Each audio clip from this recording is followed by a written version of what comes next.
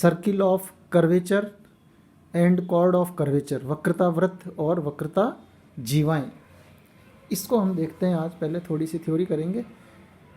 ये हम ऑलरेडी कर चुके हैं। पेडल कर्व्स के लिए रो की value R D R upon D P, और पी और साई वालों के लिए rho is equal to P plus D two P upon D psi square.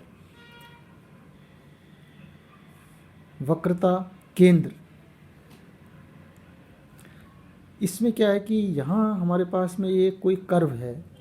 इस कर्व के ऊपर एक पॉइंट पी लेते हैं हम, है ना। ये छोटा सा कर्व है, कर्व दिखाया नहीं अपन ने। इस कर्व के ऊपर एक पॉइंट पी लेंगे और इस पॉइंट के ऊपर ये टेंजेंट है। टेंजेंट के ऊपर सी पी परपेंडिकुलर है, यानी ये नॉर्मल हो गया। और जितनी हमारे पास में सी पी उतनी लेंगे हम जितनी हमारे पास रेडियस ऑफ कर्वेचर है रो, यानी पी पॉइंट के ऊपर हम नॉर्मल खींचेंगे, उसमें से रो दूरी के ऊपर पॉइंट सी लेंगे और C P is equal to rho radius लेके ये हमने एक वृत्त बनाया। तो ये वृत्त कहलाएगा वक्रता वृत्त, सर्किल ऑफ कर्वेचर। और ये जो पॉइंट सी है ये कहलाएगा इसका वक्रता केंद्र, है ना, सेंटर ऑफ कर्वेचर। अब इसकी डेफिनेशन एक बार वापस देख लेते हैं। वक्र के किसी बिंदु P पर वक्रता केंद्र वह बिंदु C है जो P पर अभिलंब की धनात्मक दिशा में उससे रो दूरी पर स्थित होता है। ये जो पॉइंट अपन ने P लिया ना साहब, ये यहाँ पे क्या है कि ये कर्व है। एक्चुअल में थोड़ा कर्व बना देते हैं, आपको और अच्छा दिखने लग जाएगा इसमें। तो दिस इज़ द कर्व। ये कर्व कैसा भी हो सकता है। इस कर्व के ऊपर यहाँ हमारे पास पॉइंट P है। इसकी नॉर्मल अभिलंब दिशा में रो डिस्टेंस रेडियस ऑफ कर्वेचर के बराबर दूरी पर स्थित पॉइंट C वक्रता केंद्र कहलाएगा। पॉजिटिव डायरेक्शन में नॉर्मल लेना है अपने को। और वक्रता वृत्त, वक्रता वृत्त के लिए रो त्रिज्या लेंगे और इस सेंटर ऑफ कर्वेचर वक्रता केंद्र को केंद्र मानकर रो त्रिज्या का वृत्त वक्रता वृत्त कहलाएगा। वक्रता केंद्र C को केंद्र और CP बराबर रो को त्रिज्या मानकर खींचा गया वृत्त बिंदु P पर वक्रता वृत्त कहलाता है। वक्रता जीवा, chord of curvature. Chord of curvature कहाँ से आएगा कि इस वक्रता वृत्त पर बिंदु P से जाने वाली कॉर्ड जीवा इस बिंदु पर वक्रता जीवा कहलाती है। कि जैसे इस P पॉइंट से हम यहाँ भी ले सकते हैं, यहाँ भी ले सकते हैं, इधर भी ले सकते हैं, यहाँ से, ये सारी क्या हो गई, कॉर्ड ऑफ कर्वेचर कहलाएंगी। वक्रता वृत्त पर बिंदु P से जाने वाली जीवा इस बिंदु पर वक्रता जीवा कहलाती है, कॉर्ड ऑफ कर्वेचर कहलाती है। नेक्स्ट, वक्रता केंद्र के निर्देशांक। ये जो अपने पास में C पॉइंट है, सेंटर ऑफ कर्वेचर, इसके कोऑर्डिनेट के लिए आप डायरेक्ट ये फार्मूला ध्यान रखेंगे, x minus y1 into 1 plus y1 square upon y2 and y plus 1 plus y1 square upon y2। ये सेंटर ऑफ कर्वेचर, इसको जनरली हम x बार y बार से रिप्रेजेंट करेंगे। नेक्स्ट, वक्रता वृत्त, सर्किल ऑफ कर्वेचर का equation of circle of curvature. तो अभी हमने जैसा कहा था कि centre of curvature, C point को सेंटर ऑफ कर्वेचर लेंगे और रेडियस रो के बराबर लेंगे और वृत्त खींचेंगे, वो वक्रता वृत्त कहलाता है। तो यहाँ पर सेंटर ऑफ कर्वेचर कौन है, x bar y bar and radius is rho. So x minus x bar का square plus y minus y bar का square is equal to rho square. This is the equation of circle of curvature. Next, यहाँ पर कुछ questions आएंगे जिसमें अपने को parallel chords की जरूरत पड़ेगी। x अक्ष के समांतर वक्रता जीवा की लंबाई, length of chord of curvature parallel to x axis, length of chord of curvature parallel to X axis, this is 2 rho sine psi, and length of curvature parallel to Y axis, Y अक्ष के समांतर वक्रता जीवा की लंबाई 2 रो cos psi. इसको यहाँ figure में समझ लेते हैं कि जैसे अपने पास यहाँ पर एक्स एक्सिस और ये वाई एक्सिस और ये एक्स एक्सिस है, तो यहाँ से जब हम जीवा खींचेंगे वो पैरेलल टू एक्स एक्सिस लेनी पड़ेगी हमको, है ना। तो वो जीवा आपकी कहलाएगी। अब ये कैसे आएगी, ये यहाँ पे आएगी। देखिए पी पॉइंट से पैरेलल टू एक्स एक्सिस, अगर सपोज करूँ मैं, ये हमारे पास एक्स एक्सिस है, तो यहाँ से जीवा बनेगी इस तरह से, ये जीवा, ये parallel to X axis length कहलाएगी, length of chord of curvature इस सर्किल के ऊपर, length of chord of curvature parallel to X axis, ये वाली लाइन, ये जीवा, दिस कॉर्ड। इसी तरह से वाई अक्ष के समांतर चाहिए तो आप यहाँ से लंब डाल देंगे इसके ऊपर, पैरेलल टू वाई एक्सिस, ये वाई एक्सिस है, इसके पैरेलल हम यहाँ पे लेंगे, तो ये कहलाएगा कॉर्ड ऑफ कर्वेचर।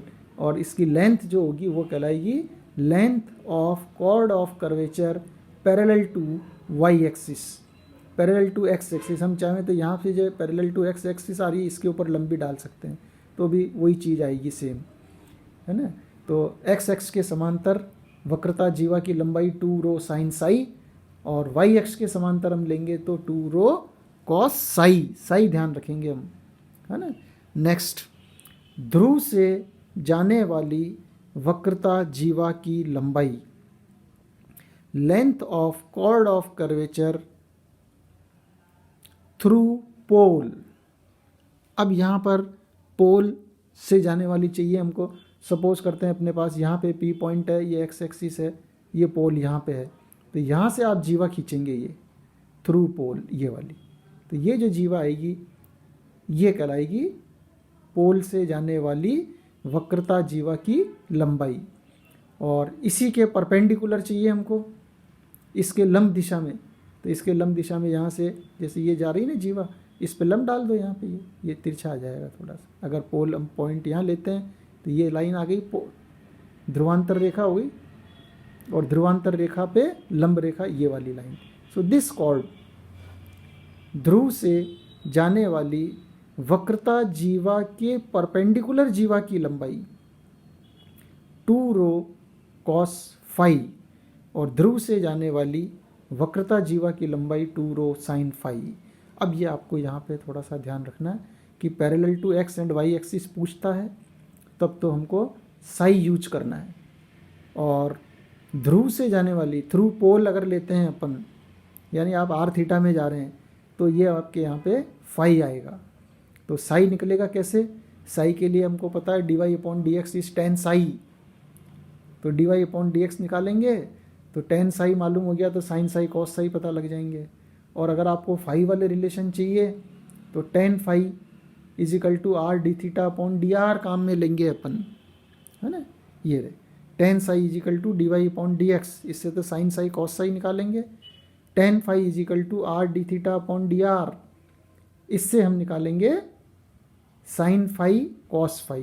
तो पोलर में जाएंगे जब तो इससे यूज करेंगे यहाँ से, और कार्टेशियन में जाएंगे जब यहाँ से हम निकाल के साई को यहाँ पर काम में लेंगे।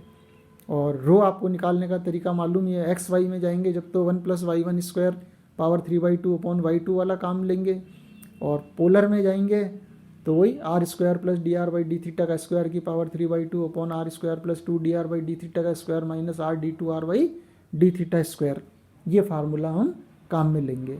तो जो भी ज़रूरत होगी उस अनुसार हम इसको यूज़ करेंगे। अब क्वेश्चंस लेते हैं।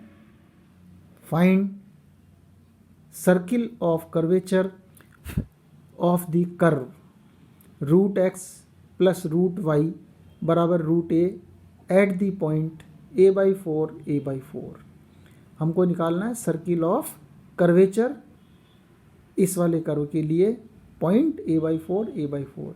तो अभी अभी अपन ने ऊपर क्या देखा है कि सर्किल ऑफ कर्वेचर के लिए x माइनस एक्स बार का square plus y minus Y bar का square is equal to rho square, this is the formula.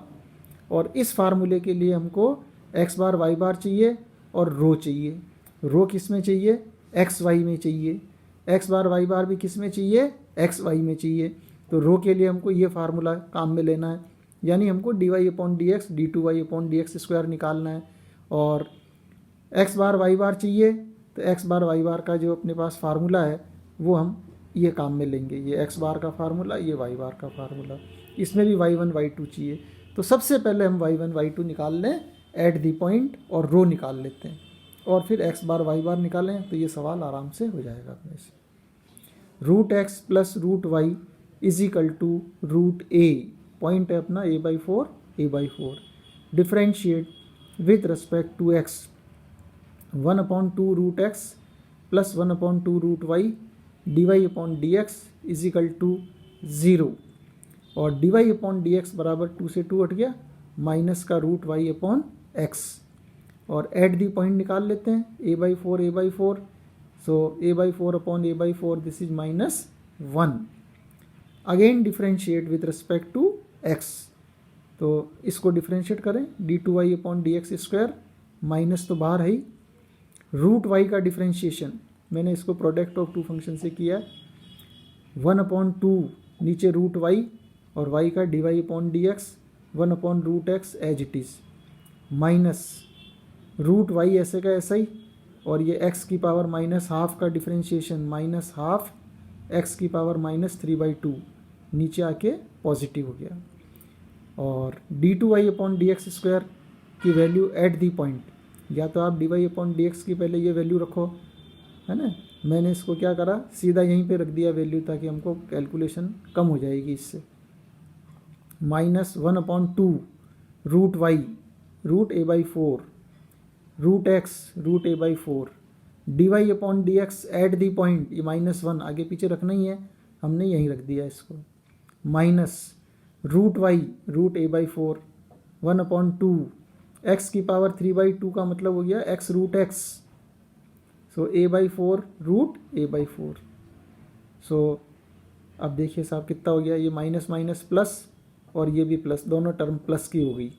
Root a/4 root a/4 is a/4 और 2 यहाँ पे है तो 2/a। इसी तरह से यहाँ पे रूट a/4 से रूट a/4 कट गया, 2 से ये 4 गया तो ये 2/a, और दोनों को जोड़ लिया तो 4/a। So D Y upon D X और d2y दोनों अपने पास आ गए। So rho will be 1 plus D Y upon D X का स्क्वायर की power 3/2 upon d2y upon D X square, D Y upon D X at the point is -1 का square plus 1 3/2 d2y की value 4/a, सो 2√2 into a/4, ये हटा गया यहाँ से तो a/√2 आ गया।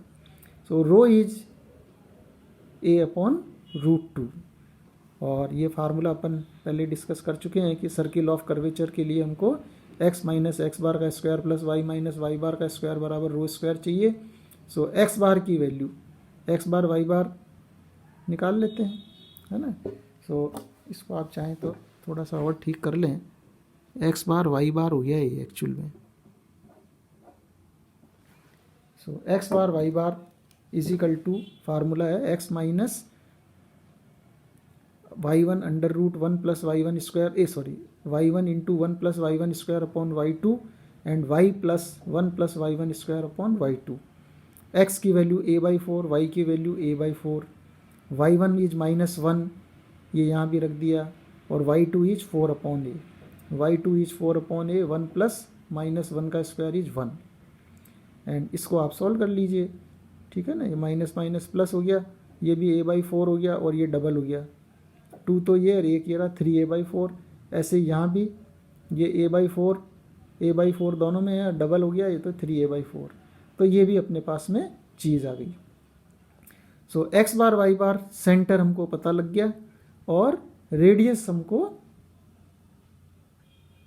ऑफ कर्वेचर ये हमको मालूम हो गई, and therefore we can use both in circle of curvature, x minus X bar का square plus y minus Y bar का square, this is rho square. इसको आप यहाँ वैल्यू रख दीजिए, यहाँ पे x माइनस 3a/4 का square plus y minus 3a/4 का square is rho square a/√2 का square. And this is our required answer. और हम इसकी प्रॉब्लम्स देखेंगे अगले लेक्चर्स में।